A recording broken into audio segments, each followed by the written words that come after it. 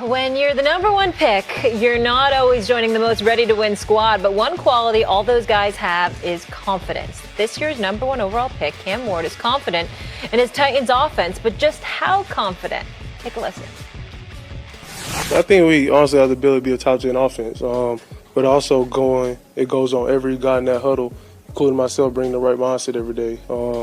And us also playing together. I think that's the biggest things that we always put together. We never point fingers at each other on both sides of the ball. And we just got to always have that mindset that we can be the best offense in the NFL. Winner's mindset right there. All right, Swagoo, that got me thinking. What offense in the NFL do you think we're sleeping on? The Patriots.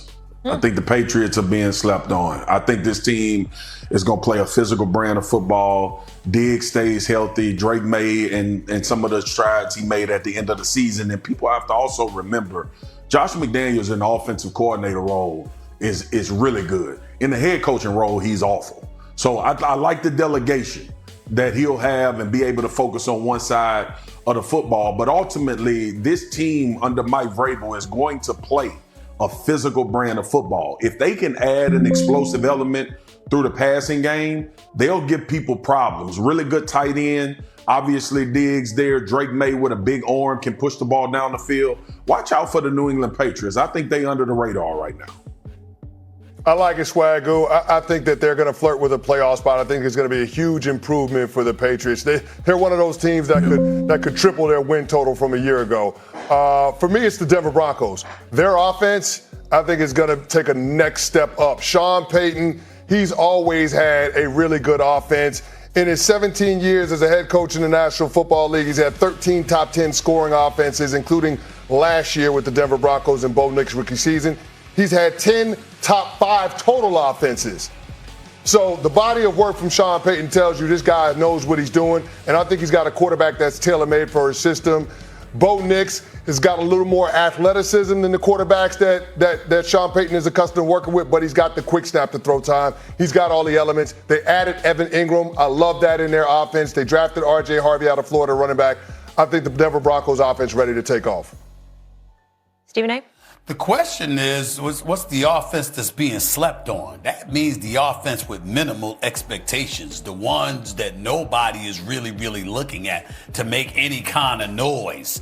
And suddenly they might do it. Why can't I go with my Pittsburgh Steelers?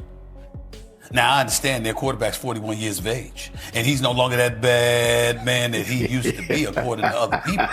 But last time I checked, the brother got DK Metcalf. Okay, you got this cat Robert Woods, and you know who came over from Houston. You've got Calvin Austin III, who's not a scrub. Jaylen Warren is an elusive running back. He ain't that bell cow that Najee Harris was supposed to be before he departed for the Chargers, of course. But the brother can run with the football. Like Warren, and not only do they have Freiermuth at the tight end spot, they got Jonnu Smith out of Miami as well. So you got dual tight ends to throw the football to as somewhat of a safety blanket for the quarterback that you ain't looking to scramble in Aaron Rodgers at 41 years of age. So you got a situation where you can dip the ball off, short yardage situation. You got a DK Metcalf as your wide out. Okay, you got Tomlin. You got the offensive line, which is supposed to be improved. And I got an elusive running back in Warren that's got something to show as well because they placed their faith in him as the RB1. So my attitude is, hey, why can't I look at the Pittsburgh Steelers and say, no, they know they're going up against Baltimore, who's going to score. They know they're going up against Cincinnati, who's going to score. They know they got to score in order to be relevant this year and to have a snowball's chance in hell of doing something. Why can't I look at them and say, yo, when we talk about sleeping, someone's snoring on them, for crying out loud.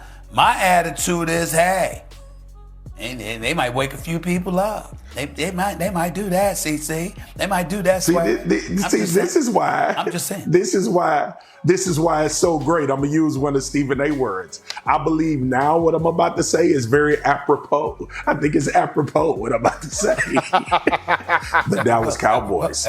Dallas Cowboys could be slept on as an offense. Yeah. Believe it or not, That's nobody sleeping on them. Nobody's sleeping on them. They got Pickens and CeeDee Lamb. Yeah, they are. Nobody's sleeping on them. Nobody's sleeping on them offensively. Our stuff has been hijacked. My team stuff has. Steelers Nation, listen up, because Stephen A. Smith just gave us something we don't hear every day. National respect for the Pittsburgh Steelers offense. Yeah, you heard that right. In a segment where everyone was naming slept-on offenses heading into the season, Stephen A. didn't go with the easy picks like Denver or New England. He went with your Pittsburgh Steelers. Stephen A.'s case for the Steelers. Stephen A. basically said, why can't the Steelers be that under-the-radar unit that shocks everyone? And honestly, when you hear his reasoning, it makes a lot of sense.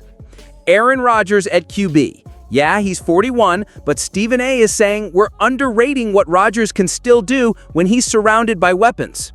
DK Metcalf. That's the alpha wideout Rodgers hasn't had in years. Robert Woods. Veteran presence, great route runner, still sneaky dangerous in the right situations. Calvin Austin III, the speed threat who can stretch defenses vertically. Dual tight ends, Pat Freiermuth and Jonnu Smith.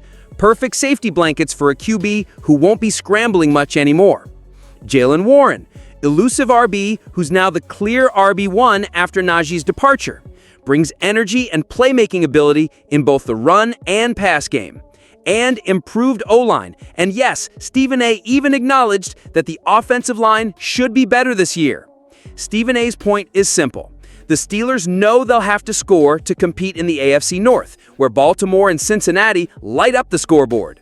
If Rodgers gets in rhythm, this offense could wake up the league. Why this should excite you? We've been so focused on the Rodgers-Tomlin pairing and the defense's dominance that we've kind of ignored how much firepower this offense now has. Think about it. We're no longer just managing games. We're no longer stuck in that 17 points or bust mode. This is the most balanced Steelers offense we've seen on paper in years. And if Rodgers can just be 75 to 80% of his prime self, as others on that panel pointed out, that's enough to make the Steelers dangerous in January. The bigger picture. Here's what's really interesting. Stephen A. isn't exactly known for hyping Pittsburgh's offense. If he's saying people are snoring on this unit, it means the national conversation might start shifting. And for an offense that's been a punchline for too long, that's huge. Also, let's be real. Rodgers knows this could be his last real shot at a deep playoff run. You don't add DK Metcalf, Jonnu Smith, and revamp the line just to play conservative football. Tomlin and new OC Arthur Smith are going to open things up. Questions for Steelers Nation. Do you agree with Stephen A? Is this Steelers offense being seriously underrated? Will Rodgers prove the doubters wrong and lead this unit to a top 10 finish? And here's the big one. If the offense does click, are we looking at a legit Super Bowl push? Steelers Nation, drop your thoughts in the comments. And if you're with me and thinking this offense is about to wake some people up, hit that like button and subscribe to Steelers Nation Wire for daily news, breakdowns, and fan-driven takes. Because if Stephen A. is right and we're the most slept-on offense in the league, this is going to be one hell of a season.